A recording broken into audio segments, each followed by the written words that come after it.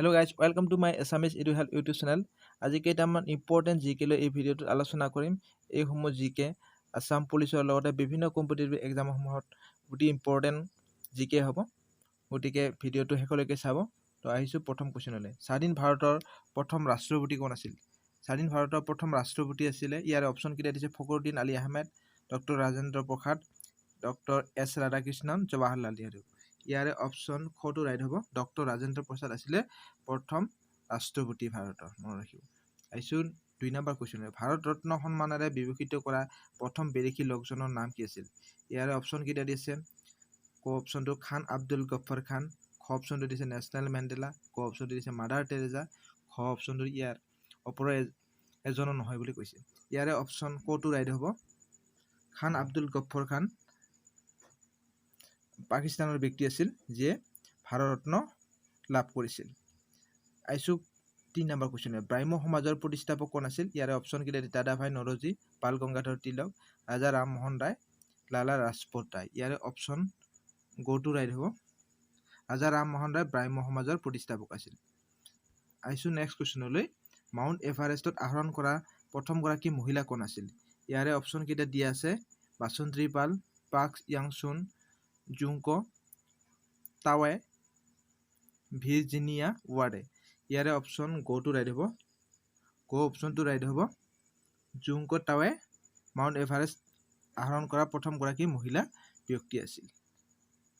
তাৰপিছত আহিছোঁ 5 নম্বৰ কুৱেশ্যনলৈ। চন্দ্ৰ প্ৰদাপন কৰা প্ৰথমগৰাকী ব্যক্তিৰ নাম কি আছিল? ইয়াৰ অপশ্যন কেইটা দিছে: এডৱেন ই এলড্ৰিন, খ অপশ্যনটো ইউৰি গাগৰিন, গ অপশ্যনটো নীল এণ্ড আৰ্মষ্ট্ৰং, খ অপশ্যনটো এডৱাৰ্ড হোৱাইট। ইয়াৰে অপশ্যন গটো ৰাইট হ'ব। নীল আৰ্মষ্ট্ৰঙে চন্দ্ৰত প্ৰথম প্ৰদাপন কৰা ব্যক্তি আছিল। আহিছোঁ 6 নম্বৰ কুৱেশ্যনলৈ। 6 নম্বৰ কুৱেশ্যনত মাউণ্ট এভাৰেষ্ট আৰোহণ কৰা প্ৰথমগৰাকী ব্যক্তি কোন আছিল? ইয়াৰে অপশ্যন কেইটা আছে: টেনজিং নৰগে, তাৰপিছত গ অপশ্যনটো দি আছে এডমাণ্ড হিলাৰী, খ অপশ্যনটো আপা শ্বেৰপা, আৰু খ অপশ্যনটো দিছে ক আৰু গ উভয়ে হয়। তো ইয়াৰে অপশ্যন খ অপশ্যনটো ৰাইট হ'ব, কাৰণ টেনজিং নৰগে আৰু এডমাণ্ড হিলাৰী দুয়োজনে একেলগতে কি কৰিছিল? মাউণ্ট এভাৰেষ্ট আৰোহণ কৰিছিল। তো ইয়াৰে খ অপশ্যনটো ৰাইট হ'ব। আহিছোঁ 7 নম্বৰ কুৱেশ্যনলৈ। লৰ্ড কেনিং কোন আছিল? লৰ্ড কেনিং কোন আছিল? ইয়াৰে অপশ্যন কেইটা দিয়া আছে: ভাৰতৰ শেষ গভৰ্ণৰ জেনেৰেল, ভাৰতৰ প্ৰথম ভাইচৰয়। তো গ অপশ্যনটো দিছে ভাৰতৰ প্ৰথম গভৰ্ণৰ জেনেৰেল, খ অপশ্যন দিছে ভাৰতৰ দ্বিতীয় ভাইচৰয়। তো ইয়াৰে অপশ্যন খটো ৰাইট হ'ব। ভাৰতৰ প্ৰথম ভাইচৰয় আছিলে লৰ্ড কেনিং। কেতিয়াবা এনেকৈ কুৱেশ্যনটো দিব পাৰে, ভাৰতৰ প্ৰথম ভাইচৰয় কোন আছিল? Lord Canning. তো আহিছোঁ 8 নম্বৰ কুৱেশ্যনলৈ। ভাৰতৰ প্ৰথমগৰাকী মহিলা ৰাজ্যপাল কোন আছিল? ইয়াৰে অপশ্যন কেইটা দিয়া আছে: শ্ৰীমতী সৰোজিনী নাইডু, শ্ৰীমতী বিজয়া লক্ষ্মী পণ্ডিত, গ অপশ্যনটো দি শ্ৰীমতী ইন্দিৰা গান্ধী, খ অপশ্যনটো দি আছে শ্ৰীমতী সুচিতা কৃপলানী। ইয়াৰে অপশ্যন কটো ৰাইট হ'ব। শ্ৰীমতী সৰোজিনী নাইডু আছিলে ভাৰতৰ প্ৰথমগৰাকী মহিলা ৰাজ্যপাল। আহিছোঁ 9 নম্বৰ কুৱেশ্যন। নোবেল বঁটা বিজয়ী ভাৰতৰ অমৰ্ত্য সেনে নিজকে কোনটো ক্ষেত্ৰত সুপ্ৰতিষ্ঠিত কৰিছে? ইয়াৰে অপশ্যন কেইটা দিয়া আছে: পদাৰ্থ বিজ্ঞান, দৰ্শন, অৰ্থনীতি বিজ্ঞান, ঔষধ। ইয়াৰে অপশ্যন গটো ৰাইট হ'ব, কাৰণ অৰ্থনীতি বিজ্ঞানত অমৰ্ত্য সেনে নোবেল বঁটা লাভ কৰিছিল। আহিছোঁ 10 নম্বৰ কুৱেশ্যন। তানসেন কাৰ দৰবাৰত বিখ্যাত কবি আছিল? ইয়াৰে অপশ্যন কেইটা দিয়া আছে: আকবৰৰ, মহম্মদ গজনীৰ, আলাউদ্দিন খিলজী, এটাও নহয়। ইয়াৰে অপশ্যন কটো ৰাইট হ'ব।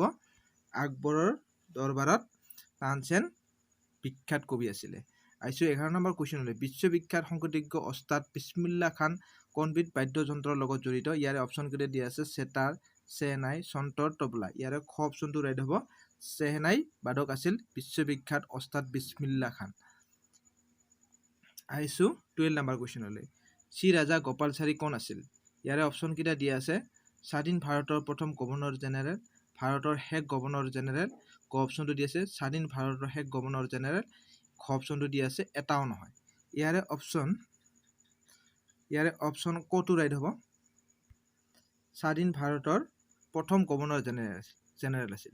তো কেতিয়াবা এনেকৈ কুৱেশ্যনটো দিব পাৰে যে স্বাধীন ভাৰতৰ প্ৰথম গভৰ্ণৰ জেনেৰেল কোন আছিল?